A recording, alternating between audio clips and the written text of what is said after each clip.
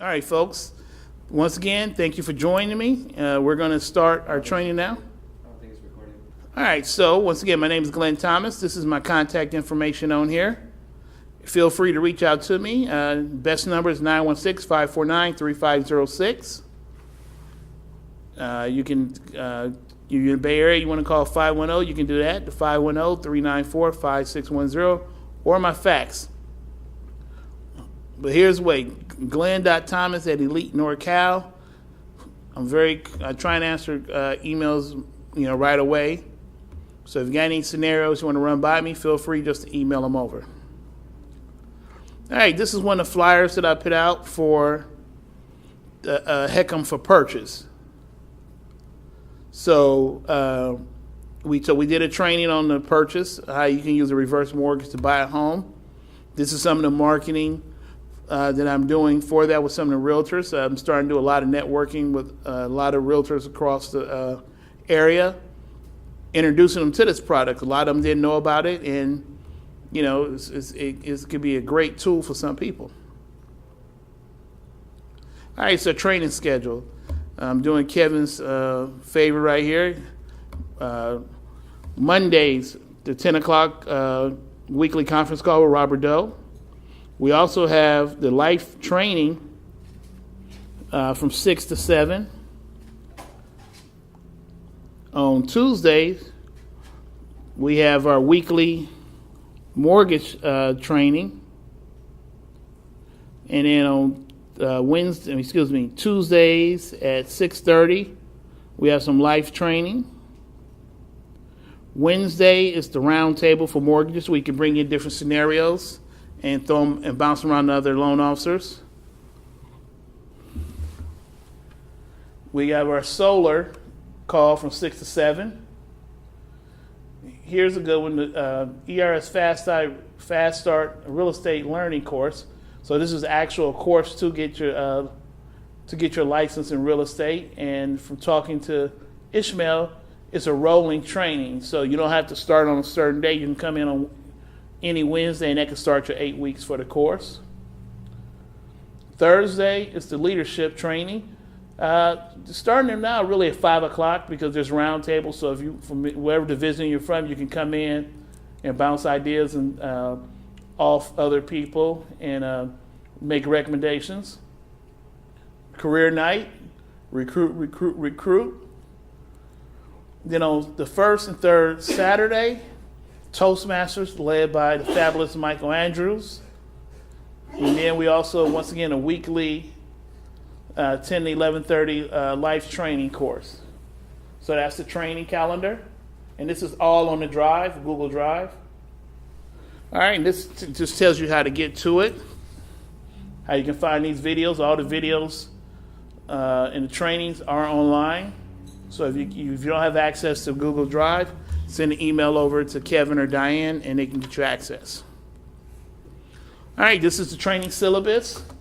This is outlining the mortgage training, the different classes that Kevin does. So like I said, once again, you can go in here. Down here we have the reverse mortgage part of it. We're going to add a couple more to this. So once again, this is all on the Google Drive. These are our contacts. And this just shows you how to access the Google Drive. You go to for mortgage training, and then when it come up, you can go which one you want. This one is June 23rd, where you can go in there and get information on it. So it lists all the trainings that happened by the day. Back to me again. All right, asking the right question. I got this from Reverse Focus, and Reverse Focus is it's a website that produces a lot of information, content on reverse mortgages. They have a lot of different training, videos. Really good source if you're looking at get into reverse mortgage. ReverseFocus.com is a very good source to start at. All right, and like I said, everybody always want to lead with products. But I feel the best way to do it is go product last. And we're going to go through this, and we're going to open this up. If you differ with me, please tell me how you differ, and we can have a conversation about it. The art of open-ended questions, sales 101. What made you look into a reverse mortgage in the first place? You got to know why they want it in order to sell it to them. And I don't even like using the word selling it to them. You got to know why they're looking into it to see if they're a right fit for each other. Ask them, how do you feel about continuing to make mortgage payments in retirement? Is that something you're enjoying? With that extra money, does that take away from other things that you can do, like medication, traveling, other things like that? Ask them. How would you feel if you no longer had to make a mortgage payment? You don't know until you ask. Big thing, 3 buckets. We're going to talk about the 3 buckets of retirement. Immediate cash. That's checking account, cash on hand, monthly expenses, your in and out cash flow. That's your immediate. Short term is your savings account, your money market account that you easily have access to, and your emergency fund, that rainy day fund. If you get sick and you need some cash to pull, you have that short-term rainy day fund. Then we got our lifetime bucket, our 401ks, the IRAs, our investment portfolio, pensions, and retirement income. So those are lifetime things that we're going to get. Also in lifetime, retirement income can actually go in immediate and lifetime, just like Social Security. It can go in immediate and lifetime. So, but for the sake of this, we're using Social Security in immediate, and we're using retirement in lifetime. All right, and this is what people don't realize. It's called the silent time bomb, Social Security. We're gonna break down each spouse's benefits. See if they got a plan in place if one spouse dies. We're going to explain the reduction of benefits upon the death of one of the spouses. And we're going to spell out the future impact in real dollars. And when you see these slides, it's very impactful. All right, Bob and Martha, this is my favorite couple. Bob's Social Security is $1,550 a month. Martha is getting $925, and they have rental income of $1,300. So right now their cash flow is $3,775 per month before expenses. All right? Bob passes away, unfortunately. So now it's just Martha. She lost his, but due to Social Security, by them being married, she's going to get the higher of the two. So she gets, instead of now, she was getting $925. Now she's going to get $1,550. She still had her rental income of $1,300. So now her total income is $2,850. That's a reduction of $925. This doesn't go into what type of expenses they have on a monthly basis. And this scenario doesn't show it. But if they were barely making it with both income off that with this fixed income of $3,775, and now she's losing $925, and that can have a big impact. So, this is some things you want to talk to people about.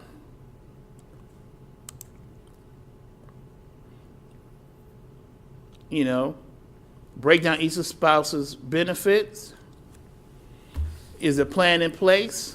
And we're going to, okay, here's the pension. All right, and I'm sorry, I missed that. The pension, because like I said, small print. People don't realize that. Once again, we got Bob and Martha. He got a Social Security of $1,550. She has hers of $925. And he get a full pension payment of $900. So they get $3,375 total income. But like I said, Bob passes away. So once again, they lose the $925 from Social Security. And the pension is cut in half for the survivor. So instead of getting $900 every month, Martha's only going to get $450. So her total income goes from $3,375 down to $2,000. So she lost $1,375. Let's stop here for a minute. let's say they had just refinanced 10 years ago, so they have 20 years left on their mortgage. And let's say that mortgage payment, let's say it's $900, everything. Do you think that reduction of $1,375 is going to affect Martha in a negative way? Because now with the $900, she goes to only having $1,100 income left to take care of other expenses. So you wouldn't notice unless you ask these questions.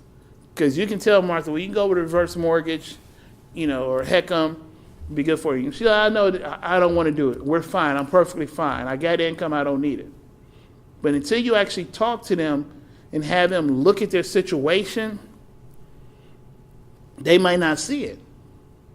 Because we're trained to say, okay, I got this mortgage. I'm going to pay my mortgage for 30 years, and then I'm set. But in her situation, her whole lifestyle is going to change. So, but like I said, unless you ask the questions, you won't know that. Here's the big thing. Healthcare costs. Long-term care insurance in place. Do they have it in place? What if Bob didn't pass away? What if Bob just got, sick, had to go into long-term care? What would their plan be? What would happen to their savings? Whatever savings they have in place, what's going to happen to it once one of them has to go into long-term care if they don't have the insurance? Here's a big one I like to ask. Will your children cover the shortfall for medical expenses or in-home care? A lot of times when people say, I don't want to do a reverse mortgage because I want to leave the house to my kids, that's perfectly fine. Are your children going to be your equity partners? A lot of them be like, what do you mean? You're leaving them a house. When you pass away, most likely they have a family of their own. They're living somewhere else. They're going to turn this into a rental income, or they're going to turn around and sell it. So, if they're going to reap the benefit of that, they should help pay the price of the equity. So you have to ask them. Have this conversation with your children. Are they going to be your equity partners? You'll be surprised how many get a rude awakening from their kids. How would it feel to have a side fund for such an emergency? Would that be a benefit to you? If you have an account you can pull from to help you with these unforeseen expenses that you might run across. Then we're going to, use a deferred line of credit or 10-year payment. So, reverse mortgage have a lot of different options. Like I said, you can get the cash up front. You can get a line of credit. You can get a term payment for a set amount of time, 5, 10, 15, 20 years. Or you can get a 10-year payment based off your age. You can get the same payment for the rest of your life. So these are some of the options that you can talk to them about. But you can't have this conversation unless you ask the right question. The reset. Right now, all these HELOCs are starting to recast. So from 2004 to 2008, everybody got those line of credits. Right now, they're just paying interest for the first 10 years. Guess what? They started resetting last year. So you got a lot of people who are now going to be faced with the fact of not only making an interest payment, they're going to start making a principal payment as well. Is that going to affect them negatively? It might not. That's fine. But unless you ask the questions, you'll never get to the meat of it.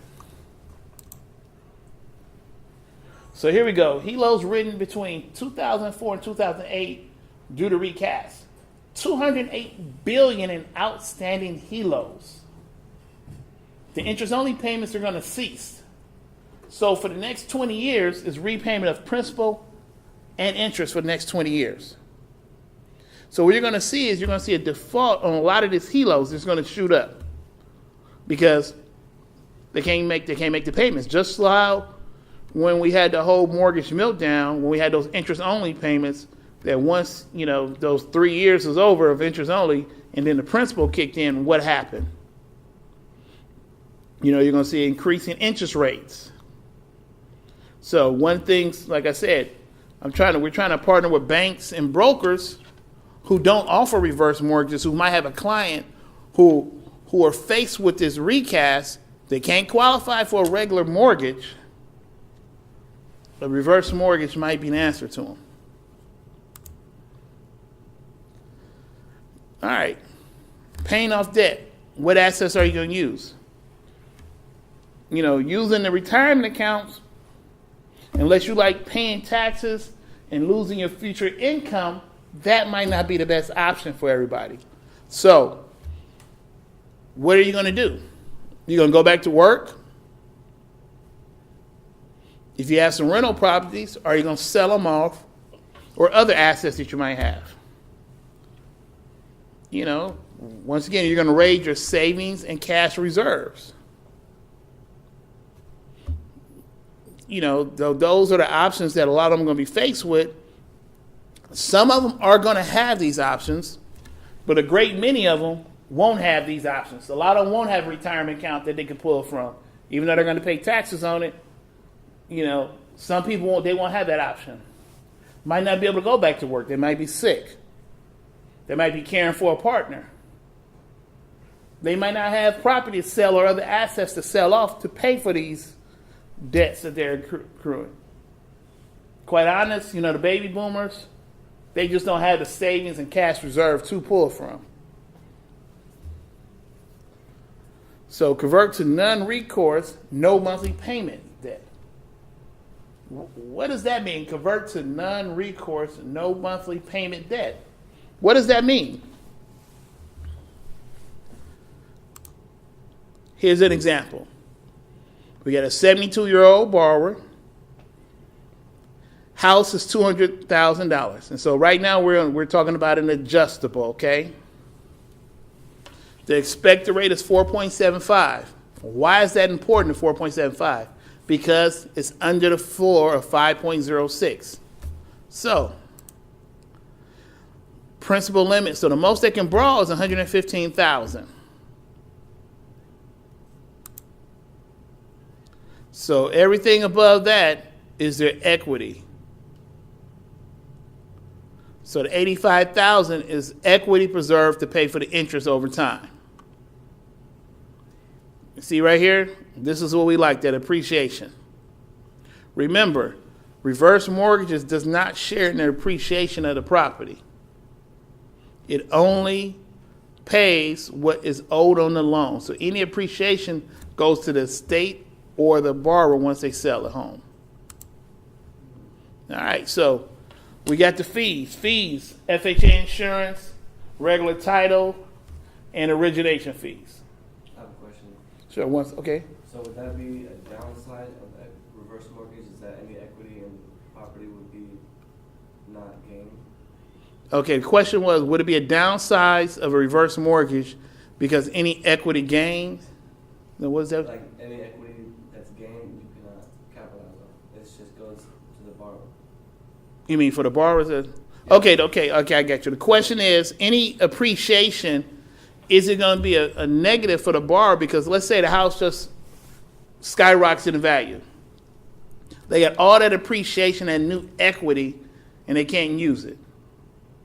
Yeah, unfortunately, they won't be. It won't add to the line of credit. But if it appreciates enough, they might be able to do what they call a heck'em to heck'em. And that's a refinance of a reverse mortgage. So if the house appreciates and we go in there and look at it and say, hey, you know what? You have enough equity now, you might be able to pull out additional $60,000, 20, 25, 60, 100K, whatever is in there. If the house appreciates enough, you can refinance this and do it all over again. Good thing about a heck'em to heck'em, haven't really talked about this. Anything you pay towards your upfront mortgage insurance is deducted. So, for example, when you first did it, let's say you paid $7,000 upfront mortgage insurance, okay? And now when you're trying to refinance it, the fee is $10,000 because the house is valued at more, so it's a bigger risk. So now it's $10,000 fee for that, okay? The $7,000 you paid before, you get credited for it. So now you're only going to pay $3,000 in fees. So you're going to pay $3,000 for it and any other, fees along with it. So you can refinance it and you're not having to pay everything up front again. So you do get a credit on things you paid up front as far as your mortgage insurance. Did that answer your question? Mm-hmm.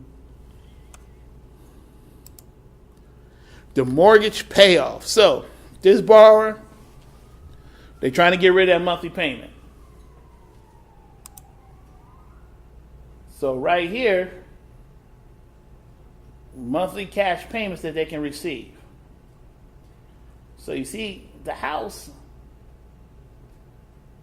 it's a financial tool. And that's how you have to look at it at this point. It's a tool for them.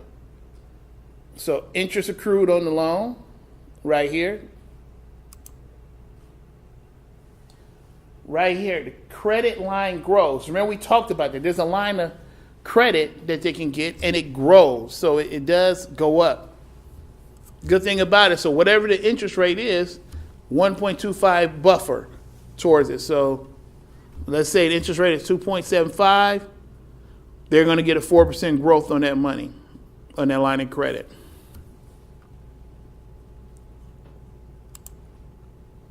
All right, so you asked them a question. Have you considered what you're going to do? We've talked about all of this. You don't have a plan in place that you thought you might have had. And now that we looked at numbers, later on you might be faced with some difficult decisions. You might have to sell your home, move into an apartment, move in with family, a lot of different options. Like I said, we talked about the line of credit growth. Let's say, for instance, average interest rate 4% plus the 1.25 MIP, 5.25.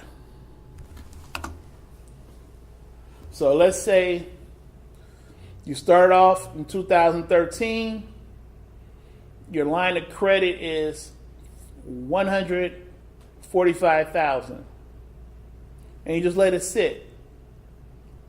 Look what happens in 10 years.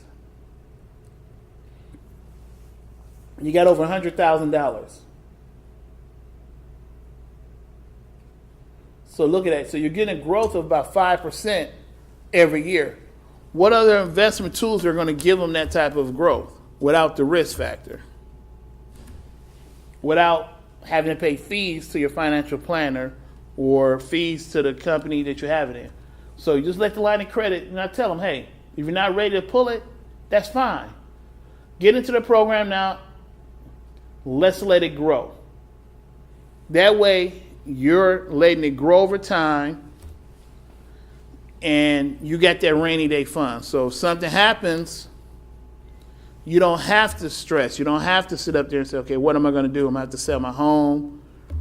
I can't borrow money. I'm going to have to go into my retirement account, deplete it, pay the tax consequences. No. Pull it from your line of credit. If it's 5 years down the line, all right, you got $189,000. Let's go to business. Let's go to work. And this is what we call playing it forward. Let's say at 78, it's kind of high. I mean, they can get a 10-year payment of $496, okay, at age 78. All right? But let's say they say, no, I don't want to wait. I want to wait until I'm 84. So by them waiting those 6 additional years, instead of getting $496 a month, they're going to get $1,000 a month. It might have been they had an annuity or something that ran out, and they're just playing on with each other. So, okay, right now, I know my income is going to be this. Or, in a scenario, what if right now we're good on the money we got coming in, but one of us might die before the other, and we're going to lose that income. So we're going to defer taking any monthly payments until one of us passes away and we lose that income. So let's say, like I said, right here, one of the spouses die, they lose that income, now they can start the 10-year payment. So they get an additional $1,000 added to it. And we go back to Where's she at? Martha, remember, she lost 1,375. I think that the extra $1,000 would be big for her. She's not getting everything back that she lost, but it's enough to where she'll be able to maintain her current lifestyle.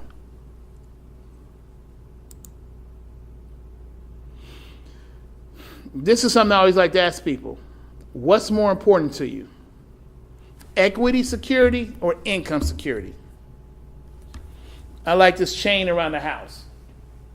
I call it the treasure chest of gold buried under your house. You got all this gold buried under this house. You're sleeping well because I know I got a basket of gold under my house. I want to take a trip. All right, let me go to my chest of gold. I can't get to it. It's under the foundation. The only way I can get to that chest of gold is if I tear up my foundation in my home to get to that money. That's equity security. It's there, but I can't touch it. If I go get a line of credit from a conventional loan, I have to make monthly payments. So then we talk about income security, where you're protecting your income. As we age, it's more important for us to protect our income versus our equity, because our income is what we're living on. We're not at that age. It was probably very rare that we're going to go out there in our careers. We're going to go into some new business venture. We're going to make more money. We're going to get that promotion at work that's going to increase our income. As we get older, our income decreases. So you have to ask them, what is more important to you? Equity security or income security? Now, do you want to make a small withdrawal? You want to just put a little bit on your peanut butter and jelly sandwich? Or do you want to fill up the bread with it? All right, so this right here, and for some reason, I don't know why this slide, every time we think we fix it, it always come out kind of wacky. But this is their income. Social Security, $1,450, pension, $400, other $600. Total income, $2,450. And they have $4,500 in the bank. All right, here's their expenses. It's the mortgage and the probably, like I said, some of these numbers didn't come out, but here's the number, $2,595. So what is happening every month? They're depleting their cash reserve by $145 at least, because there's their deficiency in their income versus what they have going out. So they're underwater every month, $145. All right, we talk about a reverse mortgage. They got the closing costs, save $1,180. They can get a 10-year payment of $255, or they can get cash, $28,050. All right, so we come over here, cash flow before the reverse mortgage, cash flow after. Remember, they were negative. Now they're in a positive. Cash flow after reverse go to $1,505. The reserves go from $4,500 up to $33,000. So you take this $28,500, add it to this, and that's where we get this right here. And what we did right here, this is if they went with the 10-year payment, because we're going to take their monthly right here, we're going to add this $255, and that's going to give us this number right here. So that's where this comes from. That's if they did that. So whatever option they took is reflecting it. And it's going to take them to recoup the closing costs. It's going to take them about 7 months to recoup their closing costs and the payments that they were making on a monthly basis. So after 7 months, they're going to recoup their $11,800 that they paid out in closing costs. Oh, that's a lot of money for them to come up with. They don't have to come up with the money. It's automatically deducted from the loan balance. So the only thing they have to pay up front is their counseling. They average $105 up to $125, and their appraisal. The only two upfront costs that they have. So they can go from being negative 145, like I say, every month they're taking away 145. Do you have a calculator? What's 145 times 12?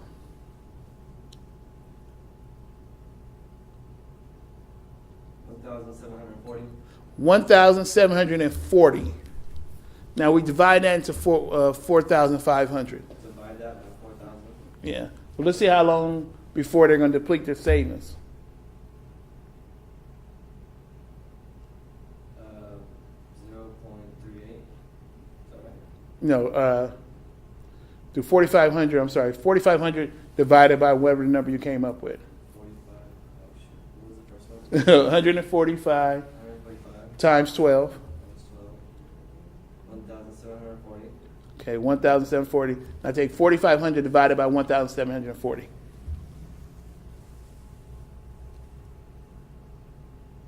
2.58.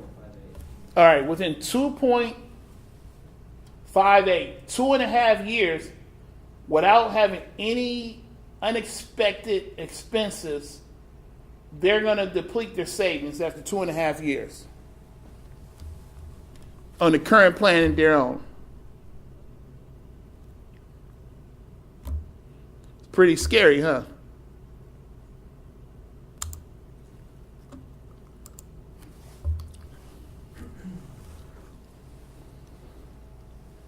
All right, this is more talk about reverse focus, some of the different things that they have to offer, some of the products. You can go in there and download that Excel spreadsheet right here. Go into their website, you can download it, and you can actually fill this out for your customers. I did it for one customer, and she just stopped. She said, wow, I didn't realize I was in this bad of shape. I never thought that I was, on the current course that I'm going on, I'm going to deplete all my savings. So, you do it and you show them the financial picture. And hey, if the financial picture is fine, they don't need it, that's great. You've done the work. Hey, you know what? It's not the option you need right now. That's great. I'm glad you're in a good position. Hey, if you have a friend or family member who might need my services, please let them know about me. Because guess what? You just gave them a whole financial breakdown, and you took the time to do it. You didn't get the sale, but you're still, helping them through the process.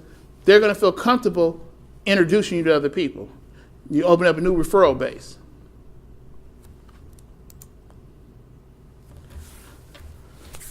All right, so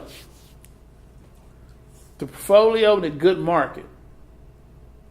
So, they get the annual monthly withdrawals from the portfolio. They get that good monthly income coming.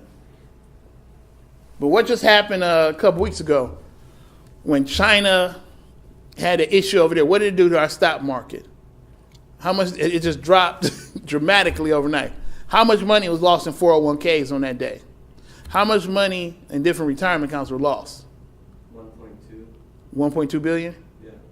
$1.2 billion was lost one day.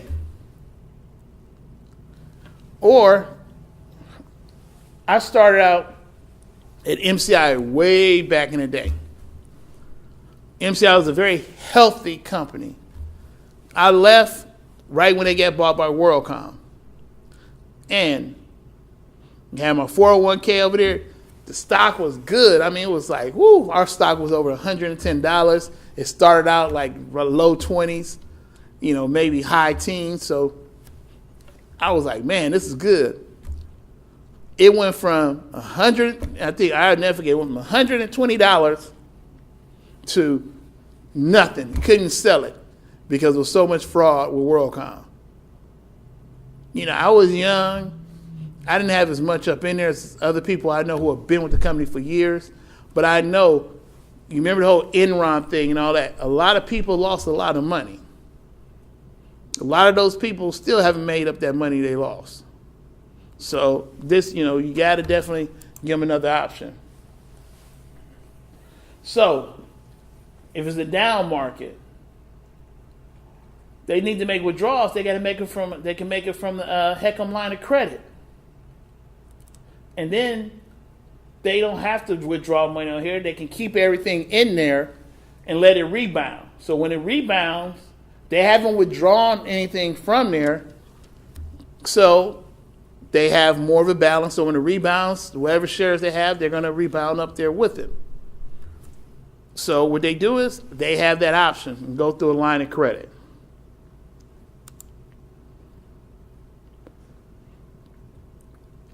Good market. They repaid the line of credit withdrawals in good years. The line of credit grows again while they take withdrawals from the portfolio. So let's say the market was down and they were using the line of credit. But guess what? All of a sudden it rebounds. And now they got enough to start making payments from they're pulling money from the retirement accounts. They can stop the pulling from the line of credit, and they can actually make payments to it. Some people want to pay back into it to preserve the equity for their heirs. That's not a problem. You can repay the line of credit. Whatever you pay goes back onto your line of credit, and you're paying down your loan balance. It's a win-win situation.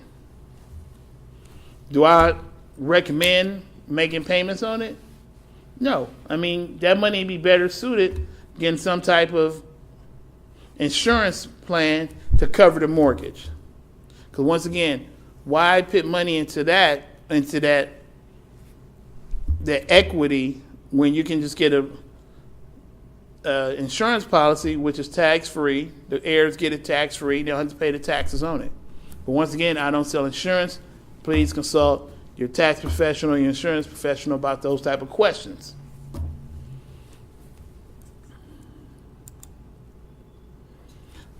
Other considerations. Life expectancy of their family and any health issues that they might have. Do you need a 10-year payment or do you need a term payment? Once again, they might have an annuity or something that's going to mature within the next 5 years where they can start pulling payments from it. But they need something to fill in that gap until the next 5 to 6 years. They don't need a 10-year because 10-year, once again, is for life. Why not go with a term? Okay, here, I need a set payment of $1,000 for the next 6 years until my annuity kicks in and start making me that same $1,000 payment. All right, we can set that up for you. What account you want to deposit into every month? That's simple. Maybe they plan to relocate. Might need the money to relocate to another place because you can't take funds from a reverse mortgage to buy other properties. The surviving spouse income security. Once again, something to protect the income because at that age, income is more important than equity. Okay? Because guess what? That equity can be there one day. What happened in 2000? Was it 2007? All the equity you had was gone. Did you no good. I talk to people all the time who trying to refinance, they're underwater. So, you got to see what's more important to you. Medical aid and Social Security. These are things you need to look into.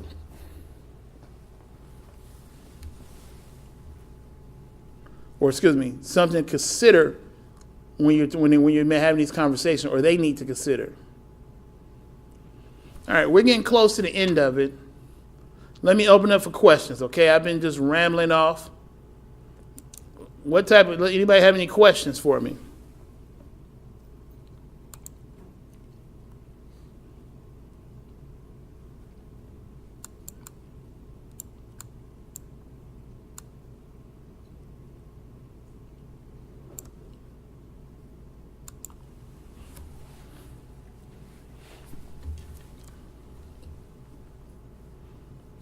Any questions? No. Not at the moment. All right, so we're going to recap. What can we apply to our presentations? Product education last, because you cannot tell them about the product unless you know their needs. If you go in there automatically, hey, you can get all this cash up front. Get the cash up front. That might not be the best thing for them. They might be the type of person who don't want to have all that cash up front. A lot of people are scared to have a cash up front. A lot of people might not want to get a check or get $150,000 deposited into the checking account. They might need monthly payments, or they might not need the money right now. They might need it later on. You can't make the right pitch or make the right recommendation until you ask those questions. You got to tie the emotions to the current and future state of the retirement. Once again, you sell into that need. You got to have them asking you, okay, you know what? You're right. What can you do to help me? That's a good feeling when you hear that question. Let me say it again. What can you do to help me? You know what? You're on your way then. Let me see. Do you have any reverse mortgage brochures? Yes, I do. And I can show you where our marketing, we order our marketing material. But, Frank, I just took some out of my bag. I'm going to be back over this way tomorrow. Give me a call, Frank, tomorrow at about 1 o'clock, and I'll drop you off. I'll show you one of the trifles that I have, and also show you the flyers that I have. And the flyers, I can give you the template for the flyers, and all you got to do is put your information in there and your picture. I can give you all those templates. I got templates for the trifle. You can go get them printed up, or you can order them from one of our partners who have non-branded information, who can put all your information on there, or give it to you unbranded. You can do it yourself. So we have different options for that. All right, you got to ask about Social Security, pension, notes, life insurance, long-term care, and other factors that's going to go into their retirement. You got to ask those questions. And you'll be surprised. People open up more to me about their overall picture than they do to their family members. I have to tell them, you know what? Okay, great. You're having this conversation with me, but make sure you involve your family. This way they know you're not just making a rash decision or, you're just doing something. Get your family involved. Let them know where you're at. Great. If you got kids and each of them say they're going to chip in $300 a month towards your living expenses, and that's going to give you that's going to give you $1,200 extra a month. You got 4 kids, or you got 3 kids, they're each going to give you $350 each. You know what? Great. That's $1,050 extra you got a month coming in, and that's going to get you over the hump. Great. You might not need this right now, but guess what? It's always here for you. What they're doing is they're getting the kids to be the equity partners, okay? So you got to have these conversations with them. And like I said, sometimes you're not going to get the sale behind it. That's fine. But if they do get that need, they're going to come back to you because you're willing to say, don't worry about that. I'll take care of you right now. Because last thing you want to have is somebody who you pushed it on, and then a year or two down the line, they're upset behind being in it. And then you got to answer questions about that. So, like I said, I get the family involved in it and everything. Because if the family's against it, guess what? I can attest to this.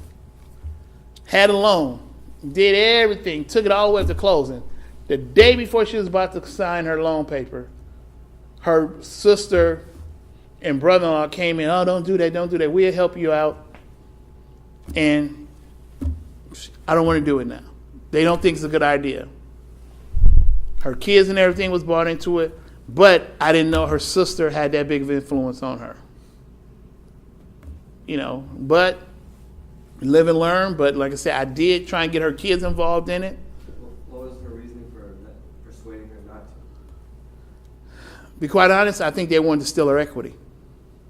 Because what they told her they were going to give her a reverse mortgage. They were going to give her monthly payments. They told her, you can't handle all that money. We'll give you $1,000 a month and we'll put a lien on your home, because she had a home free and clear. So I don't really know what type of contracts they did with her, but to me it sounded like they were going to steal her equity. Because I told her, I said, so if you pass away, what happens to the house? It doesn't go to your kids. They have a lien on it.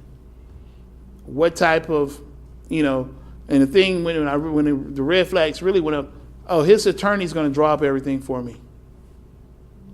Well, you might want to have your own attorney look at it. I can't afford an attorney to look at it. Well, you might want to try and get somebody else to look at that for you.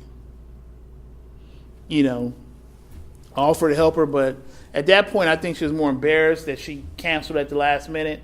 So she stopped taking my calls and everything, which was fine.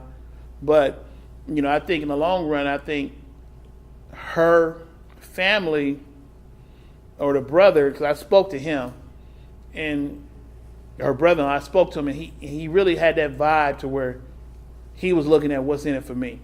And anytime a family member talk about, okay, I'm going to give you the money, I'm going to throw a lien on your home. Well, how much is the lien for? A lien has to be a certain dollar amount, right? So what did he say? Okay, you're going to live to be this amount of years, and it's $1,000 at this interest rate. So okay, I'm putting a lien on your house for $200,000.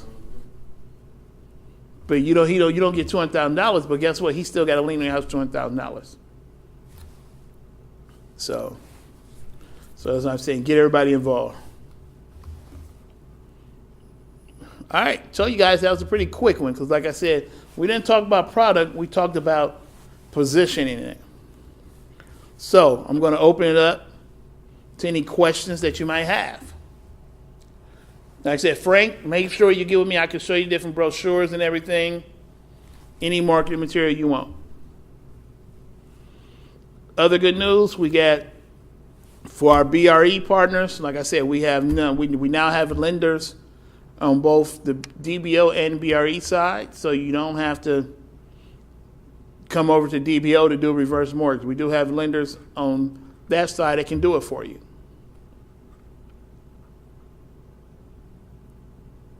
You have to have a real estate license in order to reverse mortgage, right? No, just a mortgage license. To be BRE, you have to have a real estate license, but DBO, you don't have to have a real estate Do license. you recommend agents to partner up with DBO? DBO agents to partner up with a real estate agent? Yeah, I did a transaction with one real estate agents here. It was a purchase deal. One of my people was looking to do a purchase, and he got lucky. It was like his name was the first name that popped up to me, so I gave him the deal.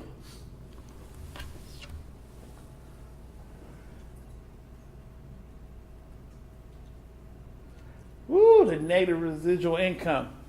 That is a big thing right now, Craig. So what Craig is talking about, we talked about it when we did the financial assessment. They have to have a certain amount of income every month to qualify for their expenses. And if they have negative residual income, what options do we have? One of the options, Craig, that they have is we can go ahead and make a petition to the lender and say, hey, next year when they get this line of credit, or now with this reverse mortgage, they're getting rid of this mortgage, they would no longer be negative.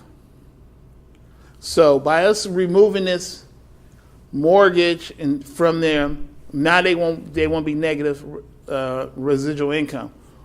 And also now they can look at the line of credit, the future line of credit or 10-year payments or term payments that they're going to be getting. That can be counted towards their residual income going forward. So just the way you position it and the way you structure it, you can get around it. Or, I mean, some, which I don't like, they do have the set aside now for those taxes and insurance if they're negative, but that is not something that's going to stop them from being able to get a reverse mortgage. That was a very good question, Craig. Thank you very much.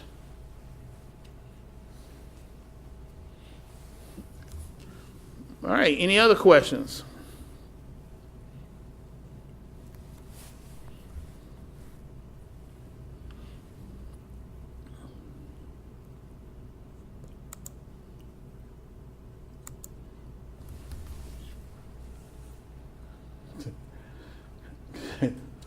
We don't do mobile homes, we do manufactured homes, okay? Craig, you know that. Not mobile homes, manufactured homes that meets FHA requirements. So yes, we can do them. Sometimes they can be a pain, but we can do them. And so, some of the different rural areas, manufactured homes is a big thing. We can do them. Got to be on a permanent foundation. Has to be in the original location. It could not have been moved from my lot over to Tim's lot. Has to be in the same location. Has to have, permanent structures attached to the ground. So those different things that we have to look into. It can be done. Sometimes they can be a nuisance to do. Just to let you know.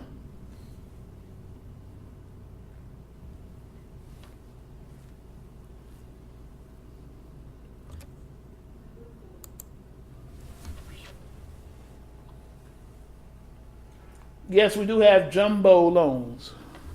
Urban does offer jumbos, so we can do jumbos.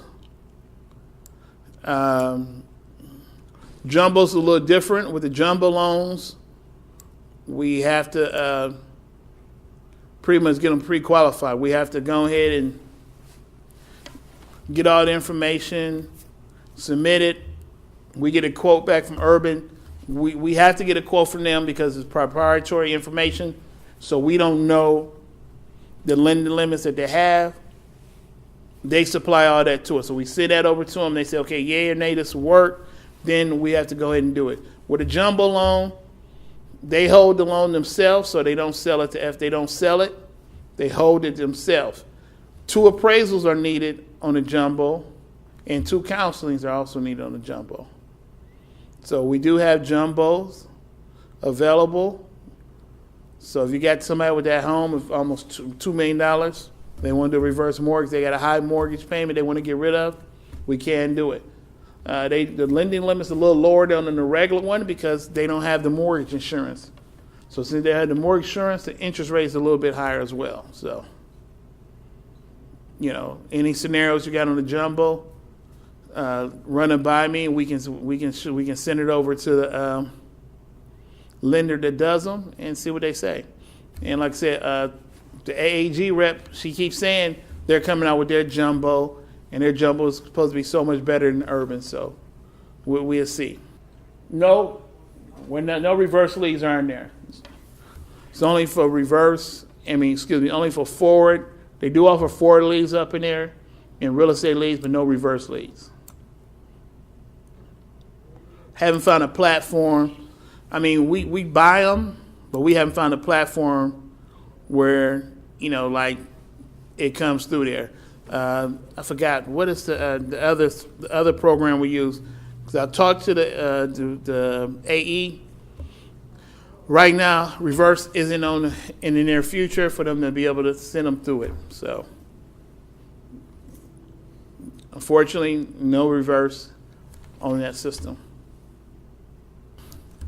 All right, there's no more questions. That's going to conclude our session for this evening. I'd like to thank you guys for joining me for these many weeks I've been up here. I'm off cycle now, so I probably won't be back for another 3 to 4 months. But the recordings are there, and I am there. Just send me a message, and I can answer. Yes, it will be available for download shortly. 1 week. I was just told by my technical person, 1 week. It'll be available for download. Along with the video of everything as well. All right, so that's going to conclude our training again. Once again, thank you for joining me and my live audience. Thanks. And like I said, any questions, feel free to send them to me and play it in reverse. Thanks and good evening.